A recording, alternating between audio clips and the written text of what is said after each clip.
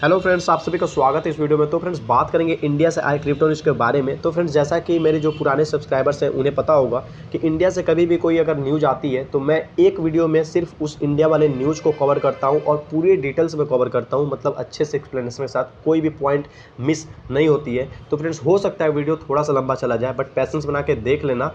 तो चलो फ्रेंड्स शुरू करते हैं।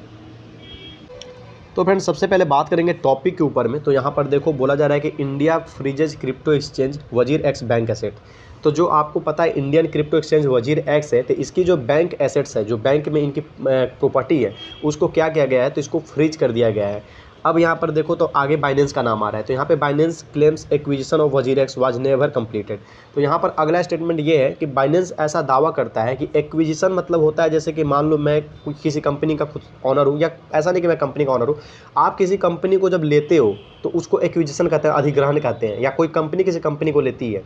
तो वही चीज़ है कि बाइनेंस ने ऐसा दावा किया कि उसने वजीर एक्स को कभी नहीं लिया, मतलब उनकी जो अधिग्रहण वाली काम थी ना, एक्विजिशन, वो कभी कंप्लीट हुआ ही नहीं था, ऐसा कहना है। ये दो चीज़ें यहाँ पर लिखी हुई है। अब नीचे जब हम लोग आएंगे तो बहुत ही डिटेल में सब कुछ समझने की कोशिश करेंगे, क्योंकि इंडिया से न्यूज़ है।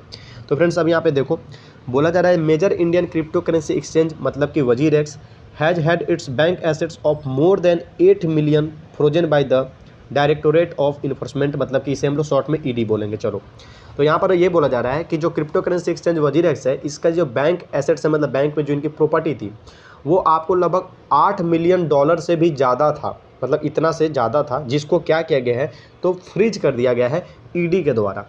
अब यहाँ पे आगे बढ़ा जाए तो exchange was supposedly acquired by Binance in 2009, मतलब ऐसा आशा किया जाता है, या इस तरह से चीज़ें जो है मार्केट में या इंडिया में थी, कि जो बाइनेंस है उसने 2019 में ही आपको क्रिप्टो करेंसी एक्सचेंज जो वजीर एक्स है उसको एक्वायर कर लिया है।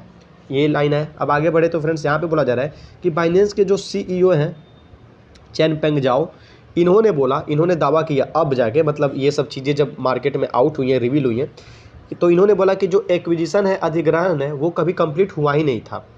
वजीर x how ever maintain that it was acquired by Binance. अब इन्होंने कहा कि जो एक्विजिशन है, मतलब अधिग्रहण हमने कभी नहीं किया, मतलब कंप्लीट नहीं हो पाया था। इनका ये कहना है कि कंप्लीट नहीं हुआ था, इसका मतलब इनके पास ऑनरशिप वगैरह नहीं है वजीर एक्स का, क्योंकि इन्होंने कभी ले ही नहीं पाया था इसे। जबकि वजीर एक्स ऐसा मेंटेन किया, या ऐसा मार्केट में बताया कि इसने क्या किया है, तो बाइनेंस ने इनके मतलब प्लेटफॉर्म को, वजीर एक्स को एक्वायर कर लिया है, एक तरह से अधिग्रहण कर लिया है। ये कहना था वजीर एक्स का, लेकिन अब जाके बाइनेंस के सीईओ ने बोला कि नहीं, ऐसा कुछ नहीं है, हमने अधिग्रहण कभी नहीं कर पाया था, क्योंकि ये प्रोसेस कंप्लीट ही नहीं हो पाई थी। अब फ्रेंड्स आगे आओ तो यहाँ पर देखो फ्राइडे के दिन बात किया जा रहा है कि जो ईडी है उसने एक प्रेस रिलीज की, मतलब अपने कुछ स्टेटमेंट रिलीज किए, और ये सारी स्टेटमेंट इनकी थी, वो थी वजीर एक्स के ऊपर में, जो कि आपको इंडिया का क्रिप्टो का एक बड़ा सा एक्सचेंज है काफ़ी। तो फ्रेंड्स यहाँ पर अब देखो आगे बोला जा रहा है ED is a law enforcement and economic intelligence agency, मतलब ईडी के बारे में बताया जा रहा है कि जो आपको ईडी है एक लॉ इन्फोर्समेंट और इकोनॉमिक इंटेलिजेंस एजेंसी है आपको गवर्नमेंट ऑफ इंडिया की। अब यहाँ पे जो इनकी अनाउंसमेंट है उसके बारे में अब जाके यहाँ पे बात किया जा रहा है। यहाँ पर बस ये बताया गया कि फ्राइडे के दिन, मतलब कल के दिन, इन्होंने प्रेस में अपनी स्टेटमेंट वगैरह, अपनी कुछ बातों को वजीर से रिलेटेड इन्होंने शेयर किया। तो फ्रेंड्स यहाँ पर आपको चीज़ें देखने को मिलेगी। अब यहाँ पर देखो तो बोला जा रहा है कि ईडी ने यहाँ पर कुछ सर्च को कंडक्ट किया था, मतलब कुछ सर्च यहाँ पर इन्होंने किया था। अब यहाँ पे देखो जो डायरेक्टर है आपको मिसेज जानमाई लैब प्राइवेट लिमिटेड, जो कि क्या करता है, तो ये ऑन करता है पॉपुलर क्रिप्टो करेंसी वजीर एक्स को। तो यहाँ पर बोला जा रहा है क्रिप्टो करेंसी एक्सचेंज जो वजीर एक्स है, इसके जो ऑनरशिप है वो आपको मिसेज जानमाई लैब प्राइवेट लिमिटेड जो कंपनी है, इनके पास इसकी ऑनरशिप है। तो इन्होंने यहाँ पे क्या किया, has issued a freezing order to freeze their bank balance too. तो यहाँ पर जो बैंक बैलेंस अगर आईएनआर में हम लोग बात करें तो 64 करोड़ के लपेट में जो रकम है बैंक में, जो इनकी प्रॉपर्टी थी, पैसा था, उसे यहाँ पर क्या किया गया है, फ्रीज किया गया है। तो फ्रेंड्स अब थोड़ा सा और नीचे आओ तो यहाँ पर देखो अब बोला जा रहा है कि ED stated that this action is part of its money laundering investigation. अब यहाँ पे ईडी ने अपना सफाई देते हुए बात कहा है कि इनकी जो ये एक्शन है, जिसके तहत इन्होंने बैंक अकाउंट में जो भी उनके एसेट्स थे उसको फ्रीज किया, जो कि 64 करोड़ के लपेट में है। तो यहाँ पर इन्होंने बोला कि ये एक हिस्सा है, किस चीज़ का हिस्सा इन्होंने बताया, तो मनी लॉन्ड्रिंग इन्वेस्टिगेशन। किसके खिलाफ में, तो जो नॉन बैंक फाइनेंशियल कंपनीज है NBFC, और साथ ही साथ उनके साथ जो फिनटेक पार्टनर्स हैं। अब यहाँ पे आगे इन्होंने बोला predatory lending practices in violation of the RBI। Guidelines. तो प्रीडेटरी लेंडिंग का मतलब ये हो गया कि जो उधार वगैरह देने को लेकर, जो उधार देकर लोग शिकार करते हैं, शिकार बनाते हैं, इस तरह से चीज़ें यहाँ पे लिखी गई है कि आरबीआई का जो गाइडलाइंस था उसको यहाँ पे वायलेशन हुआ है, इस कारण से इन्होंने ये एक्शन जो है लिया है। अब यहाँ पे फ्रेंड्स आगे आते हैं और भी चीज़ों को यहाँ पे डिटेल में थोड़ी देखेंगे, और उसके बाद से ये वीडियो जो है नीचे और कुछ चीज़ों को देखकर जो काम की होगी उसके बाद से वीडियो फिनिश कर लेंगे।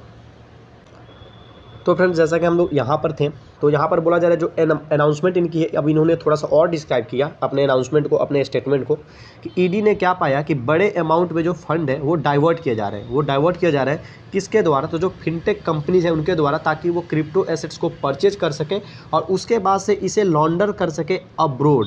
मतलब अब्रोड का मतलब समझ लो जहाँ पे ये काम हो रही है उससे बाहर जाके, तो मान लो देश से विदेश में, दूसरे जगह, दूसरे देश में।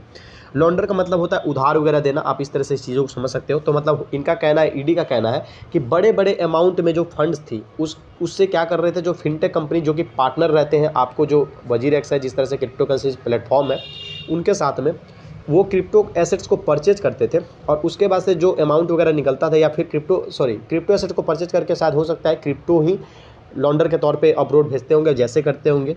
अब यहाँ पर देखो तो बोला जा रहा है this companies and the virtual assets are untraceable at the moment, कि ये जो कंपनीज है और इनकी जो वर्चुअल एसेट्स है वो ट्रेस होने योग्य नहीं थी उस समय, उस पल जिस टाइम ये चीज़ें होती थी, जिस टाइम ये गतिविधियाँ हो रही थी, एक्शंस हो रहे थे, उस टाइम ये ट्रेस नहीं किया जा सकता था।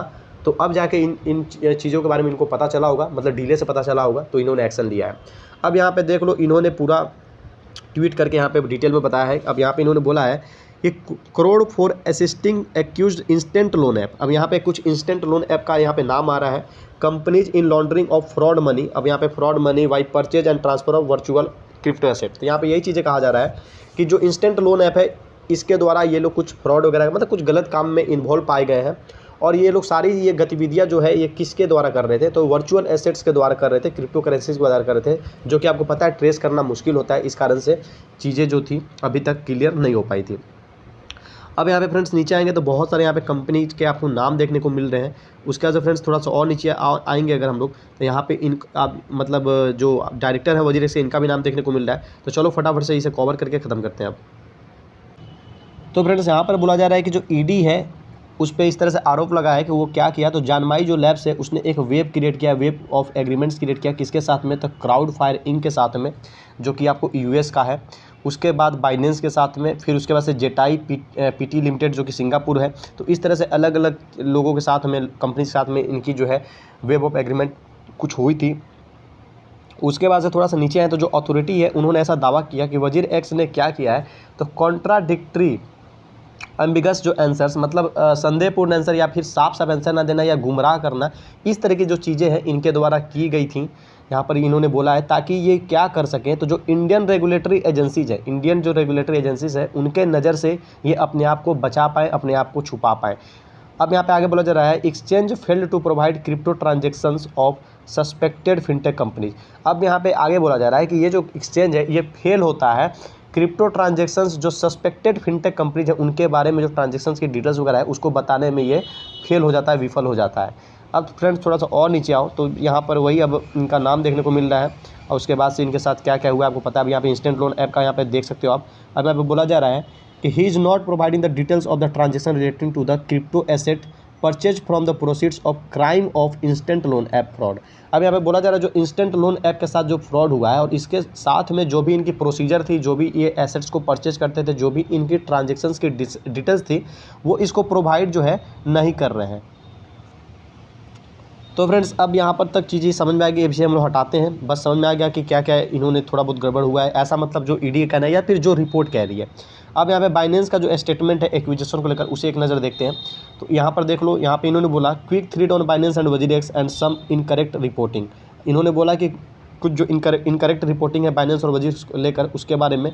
अब यहाँ पे इन्होंने बोला Binance does not own any equity in Zanmai labs the entity operating WazirX and established by the original founders. अब यहाँ पे इन्होंने बोला कि बाइनेंस का कोई भी इक्विटी जो है जानमाई लैब्स में ऑन नहीं हुआ है, मतलब खरीदा नहीं गया है, इनका कोई भी इस तरह से अधिकार नहीं है।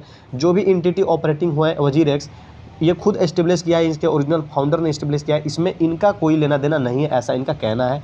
और यहाँ पर देखो तो ये 4 पेज की ट्वीट है, मतलब तो नीचे थोड़ा सा आओगे तो और इनका कुछ चीज़ें जो है देखने को मिल जाएगा, या फिर ट्विटर पे जाकर आप देख लेना। तो चलो फ्रेंड्स अब रहने देते हैं।